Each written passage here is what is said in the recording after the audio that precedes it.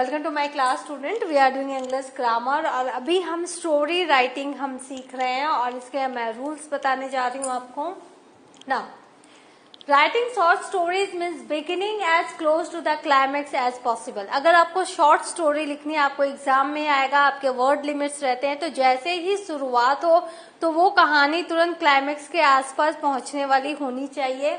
A short story conserves characters and scenes typically by focusing on just one conflict.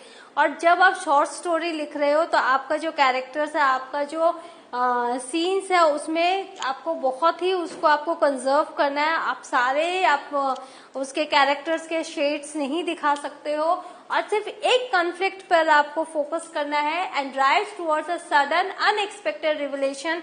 और तुरंत उस conflict के बाद तुरंत सोल्यूशन आपको बताना है। गो easy on the exposition and back story. और जब आप उसको एक्सप्लेन कर रहे हो और आप बैक स्टोरी बता रहे हो तो उसको आपको जरा हल्के से आराम से आप उसको बताओ। और लेकिन इसमें जो कॉन्फ्लिक्ट है वो वन ही कॉन्फ्लिक्ट होगा, उसमें आप बहुत सारे प्रॉब्लम्स को आप नहीं ला सकते हो कैरेक्टर्स की लाइफ में, क्योंकि ये शॉर्ट स्टोरी है। Now start with answering this question. जब आप स्टोरी लिखते हो तो आपको पहले कौन से क्वेश्चंस को अपने मन में लाना है और क्या उसका जवाब देना है वो आपको सोचना पड़ेगा। सबसे पहले what does your protagonist want. आपका जो हीरो है, मेन कैरेक्टर है, वो क्या चाहता है। वो प्रोटैगनिस्ट मेल भी हो सकता है, फीमेल भी हो सकती है। What morally significant action has your protagonist taken towards that goal? तो वो जो प्रोटैगनिस्ट है उसने जो अपना एम बनाया लाइफ का, उसको उसके पास पहुंचने के लिए उसने क्या मॉरली सिग्निफिकेंट एक्शन किया है वो आपको सोचना पड़ेगा। What unexpected consequences, वो ऐसे कौन से consequences रिजल्ट्स आएंगे जो अनएक्सपेक्टेड होंगे, directly related to the protagonist action, और जो प्रोटैगनिस्ट के एक्शन से होंगे। गोल ओरिएंटेड एक्शंस, अपने गोल के पास पहुंचने के लिए वो जो काम करेगा उससे क्या कंसिक्वेंसेस आएंगे, इमीडिएट कंसिक्वेंसेस, वो आपको सोचना है। और कैसे ये स्टोरी की इमोशनल एनर्जी को ये बढ़ाएगी वो आपको सोचना है। What details from the setting, dialogue and tone help you tell the story? और आपको कौन सा सेटिंग चाहिए, आपको कौन से डायलॉग्स बोलने हैं, टोन आपकी स्टोरी का क्या होगा, ये सब आपको सोचना है और तभी आप एक स्टोरी स्टार्ट कर सकते हो। An effective story, short story generates feelings in the reader. हमेशा याद रखो कि अगर आपके रीडर के अंदर फीलिंग्स नहीं आई, अगर वो आपके कैरेक्टर के साथ हंसा नहीं, रोया नहीं, तो आपकी कहानी का कोई भी प्रभाव उस पर नहीं पड़ रहा है। तो आपको ये सारी बातें सोचनी है और बहुत ही अच्छे तरीके से स्टोरी लिखनी है। Now a catchy first paragraph. जब शॉर्ट स्टोरी लिख रहे हैं तो हमेशा आप याद रखो शुरुआत बहुत अच्छी होनी चाहिए। तो जो पैराग्राफ है वो बहुत, फर्स्ट पैराग्राफ बहुत कैची होना चाहिए। The first sentence of a narrative should catch your reader's attention with the unusual, the unexpected, an action or a conflict. तो वो जो पहली लाइन है वो इतना इंटरेस्टिंग होना चाहिए कि आपके जो रीडर है उसका पूरा अटेंशन उस कहानी पर जाए। और वो जो स्टार्ट है वो अनयूजुअल होना चाहिए, अलग, जो रीडर हमेशा पढ़ रहा है उससे कुछ अलग उसको अगर दिखेगा, पढ़ने मिलेगा तो जरूर वो अटेंटिव होगा। अनएक्सपेक्टेड, उसने सोचा भी नहीं है फिर भी आपने ये लाइन है वो भी बहुत ज्यादा कैची होता है। एंड एक्शन और अ कॉन्फ्लिक्ट, एक ऐसा एक्शन जो कि अनयूजुअल है, अनएक्सपेक्टेड है, और एक ऐसा प्रॉब्लम है, ऐसा कॉन्फ्लिक्ट जो कि रीडर ने सोचा भी नहीं हो। तो इस तरह से जब आप out of the box thinking को लाओगे तो आपकी जो स्टोरी है वो बहुत ही कैची हो जाएगी। Begin with tension and excitement. आप स्टार्टिंग में अगर टेंशन को लेकर आ रहे हो, एक्साइटमेंट को लेकर आ रहे हो तो रीडर की उत्सुकता बढ़ेगी। Remember that short story need to start close to their end. और आपको हमेशा याद रखना है कि जो शॉर्ट स्टोरी है जैसे ही स्टार्ट होगा उसके बाद ही उसका कंक्लूजन भी आपको लाना है। तो आपको वैसे ही गति में आपको अपनी कहानी बढ़ानी है। डेवलपिंग कैरेक्टर्स, फिर आपको कैरेक्टर्स डेवलप करने हैं। To develop a living breathing multifaceted character it is important to know about the character vividly. तो आपको अपने उस कैरेक्टर को जानना बहुत जरूरी है। अगर आपको अपने कैरेक्टर को बहुत ही जीवंत बनाना है तो the most important 4 areas to work are, तो कोई भी कैरेक्टर है उसके ऊपर अगर आपको सोचना है, विविडली उसको प्रेजेंट करना है, तो 4 मुख्य एरिया होते हैं जिसके ऊपर काम करना है। सबसे पहले अपीयरेंस, वो दिखेगा कैसे आपका character. Give your reader A visual understanding of the character, आपको अपने कैरेक्टर को इस तरह से प्रेजेंट करना है, उसके बालों के बारे में, उसके पहनावे के बारे में, उसके नाक नक्श के बारे में, कि आपका रीडर उस कैरेक्टर को देख सके आपके वर्ड्स के थ्रू। Action, show the reader what kind of action the character takes place, तो जो भी एक्शन वो लेता है, जो आपका कैरेक्टर है, वो आपके रीडर को समझ में आना चाहिए। Your character is by describing actions rather than simply listing adjectives, आप सिर्फ एडजेक्टिव्स को आप नहीं कॉमा डाल के अगर एडजेक्टिव्स आप अपने कैरेक्टर को डिस्क्राइब कर रहे हैं तो ये इनफ नहीं है, आपको एक्शन के साथ उसको डिस्क्राइब करना है। Speech, develop the character as a person, don't merely have your character announce important plot details, आपको स्पीच के थ्रू जो कैरेक्टर है उसके कहने का तरीका, उसके चॉइस ऑफ वर्ड्स, उससे आपको डेवलप करना है कैरेक्टर। सिर्फ वो प्लॉट के डिटेल्स बता रहा हो, ऐसा कैरेक्टर जो है वो इंटरेस्टिंग नहीं होता है। Thought, bring the reader into your characters mind, आपका कैरेक्टर जो सोच रहा है आपके रीडर को भी वो सोचना है, आपको इस तरह से अपने कैरेक्टर्स के थॉट को प्रोसेस करना है, उसको डेवलप करना है। To show them your characters unexpressed memories, fears and hopes, और आपको अपने कैरेक्टर्स के मेमोरीज को, डर को, आशाओं को ये भी बताना है। तो आपको ये देखना है कि ये सारी चीजें, इस पर आपको वर्क करना है, तभी आपका जो कैरेक्टर वो जीवंत होगा। Now choose a point of view, आपका एक पॉइंट ऑफ व्यू होना चाहिए क्योंकि आप उसी के बेस पर आप वो कहानी लिख रहे हो। Point of view is the narration of the story from the perspective of first, second और थर्ड पर्सन, तो आपका point of view first person के थ्रू आप बता रहे हो या सेकेंड पर्सन के थ्रू या थर्ड पर्सन के थ्रू, ये आपको तय करना है। The narrator can be directly involved in the action subjectively or the narrator might only report the action objectively, तो जो नरेटर है ये आपकी चॉइस है, नरेटर को आप सब्जेक्टिवली आप इन्वॉल्व करो या फिर वो सिर्फ ऑब्जेक्टिवली वो है, वो पार्ट नहीं है, हिस्सा नहीं है कहानी का, उस तरह से आप उसको यूज कर सकते हो। राइट द मीनिंगफुल डायलॉग, अब जो डायलॉग्स है वो बहुत मीनिंगफुल होने चाहिए क्योंकि आपने अपनी कहानी लिखी, आप इसके स्क्रिप्ट राइटर हो, आप इसके डायलॉग राइटर हो, सब कुछ आप हो, तो आपका कैरेक्टर वही बोलेगा जो आपने उसको लाइंस दी हैं। तो डायलॉग्स जो है बहुत मीनिंगफुल होने चाहिए। Dialogue is what your character say to each other और to themselves.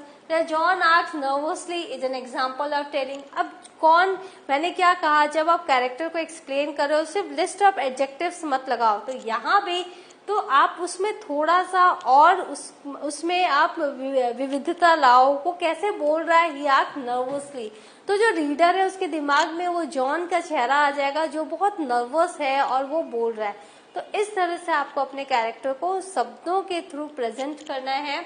It mentions a detail that conjures up in the reader's mind the image of a nervous person. तो जब आपने लिखा कि आस्क नर्वसली, तो उसका स्टाइल ऑफ टेलिंग आप बता रहे हो, तो वो क्या है, नर्वसली, आप कॉन्फिडेंटली भी बोल सकते हो। जैसे आपकी स्टोरी बढ़ रही है आप उस हिसाब से अपने कैरेक्टर को प्रेजेंट कर रहे हो। यूज सेटिंग एंड कॉन्टेक्स्ट, आपको सेटिंग तो करनी पड़ेगी और कॉन्टेक्स्ट भी लिखना पड़ेगा। सेटिंग इंक्लूड्स द टाइम, किस टाइम पर घटना घट रही है, लोकेशन किस जगह पर हो रहा है, कॉन्टेक्स्ट क्या है, एटमॉस्फेयर वहाँ कैसा वातावरण है, where the plot takes place, ये सब आपको ध्यान में रखना है और ये सब आपको डिटेल में बताना है।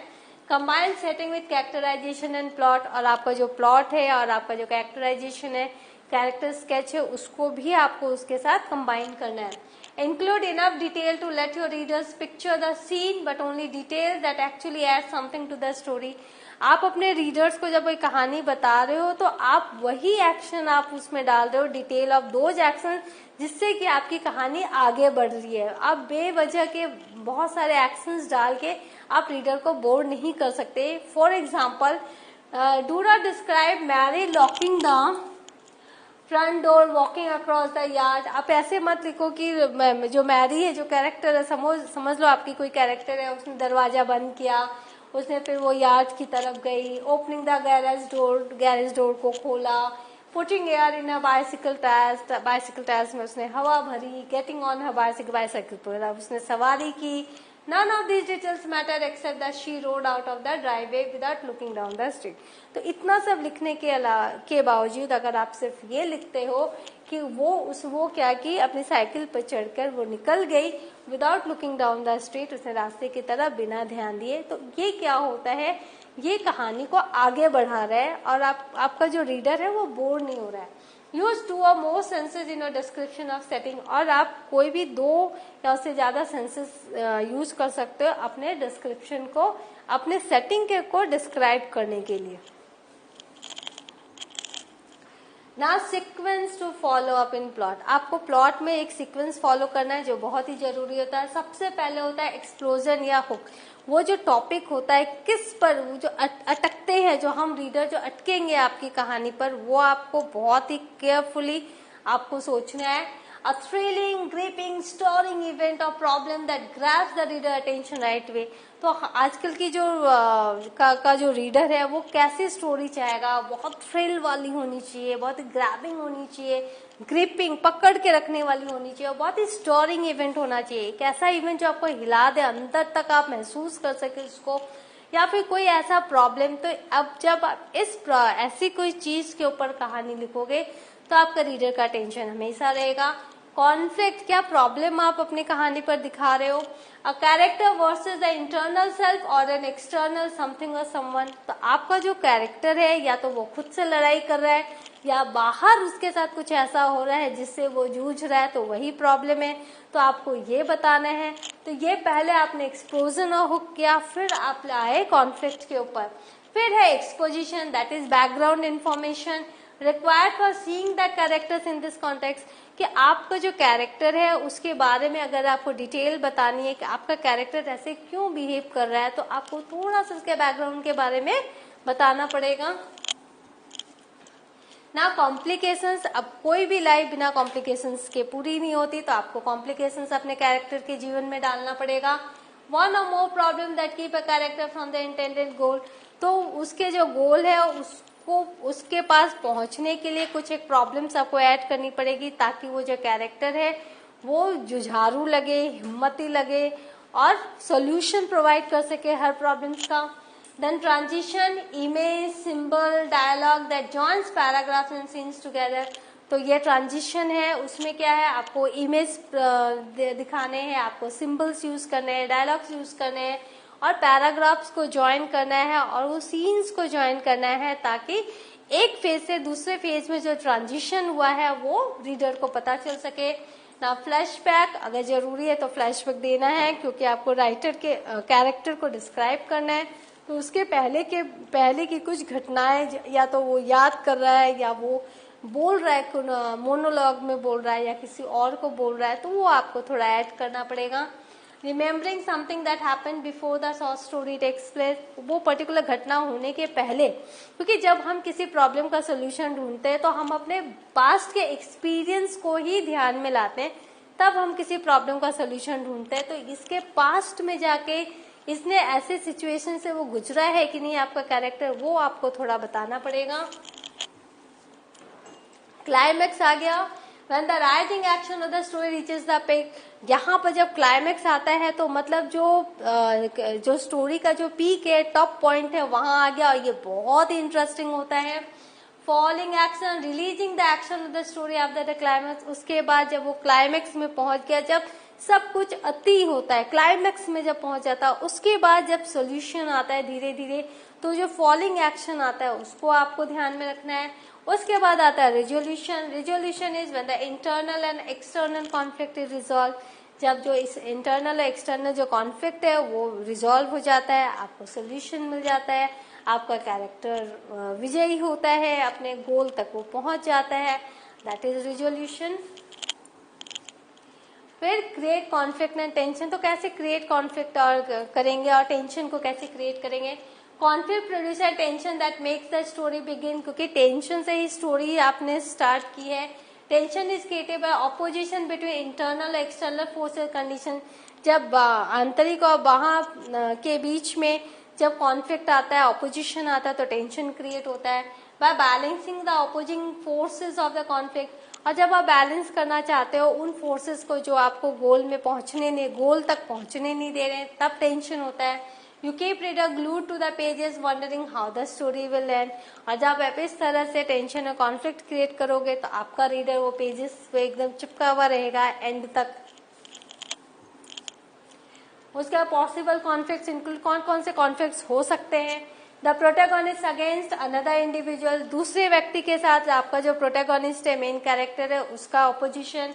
द प्रोटैगोनिस्ट अगेंस्ट नेचर और टेक्नोलॉजी, प्रकृति उसकी दुश्मन बन गई या टेक्नोलॉजी कुछ है जो उसके साथ नहीं है। The protagonist against society, society के विरुद्ध आपका प्रोटैगोनिस्ट खड़ा है। द प्रोटैगोनिस्ट अगेंस्ट गॉड, वो गॉड से नाराज है। द प्रोटैगोनिस्ट अगेंस्ट हिमसेल्फ और हरसेल्फ, वो खुद से नाराज है। तो ये सारे पॉइंट्स है, इस पर आप कोई भी कॉन्फ्लिक्ट या टेंशन क्रिएट कर सकते हो। बिल्ड टू अ क्राइसिस और क्लाइमैक्स, फिर हम क्लाइमैक्स कैसे बिल्ड करेंगे? This is the turning point of the story, the most exciting dramatic moment. जो क्लाइमैक्स होता है वो टर्निंग ऑफ द स्टोरी होता है, बहुत एक्साइटमेंट होती है इसमें। द क्राइसिस में be a recognition, a decision और अ रिजोल्यूशन। तो क्राइसिस क्या होता है? या तो आप वो कैरेक्टर ने रिकॉग्नाइज किया कुछ, या कोई डिसीजन लिया, या फिर कोई उसने रिजोल्यूशन लिया, कोई एक प्रॉब्लम का सोल्यूशन उसने पाया। उसके बाद फाइंड अ रिजोल्यूशन, रिजोल्यूशन कैसे फाइंड करेंगे? The solution to the conflict is resolution, जब सोल्यूशन मिलता है कॉन्फ्लिक्ट का उसे हम रिजोल्यूशन कहते हैं। Some of the options for ending a story are open, उसमें क्या reader determine the meaning, readers खुद से ही पता चल जाता है रीडर्स को कि जीवन का अर्थ क्या है या प्रॉब्लम का सोल्यूशन क्या है। रिजॉल्व, तो क्लियर कट आउटकम, तुरंत आपने रिजल्ट बता दिया, आपने एंड कर दी स्टोरी को, सारे प्रॉब्लम सॉल्व हो चुके हैं। पैरेलल टू बिगनिंग, आपने जैसे बिगिन किया था एंड भी आपका पैरेलल चल रहा है, आपने फिर से उसी लाइंस पर आपने अपना कंक्लूजन किया है। मोनोलॉग, कैरेक्टर खुद से कमेंट्स कर रहा है, खुद के ऊपर वो खुद से वो बात कर रहा है, that is the monologue. Dialogue, character converse कर रहा है, दूसरे से बात कर रहा है। लिटरल इमेज, सेटिंग और aspect of setting resolve the plot, कि वो सेटिंग के कारण जो प्लॉट में है उसी ने प्रॉब्लम्स को सॉल्व कर दिया। Symbolic image, details represent a meaning beyond the literal one, और कोई भी ऐसा गूढ़ रहस्य जो है, जीवन का अर्थ जो है, शायद आपके कैरेक्टर को मिल गया और वो एक सिंबॉलिक वे में आपने कहानी का अंत किया।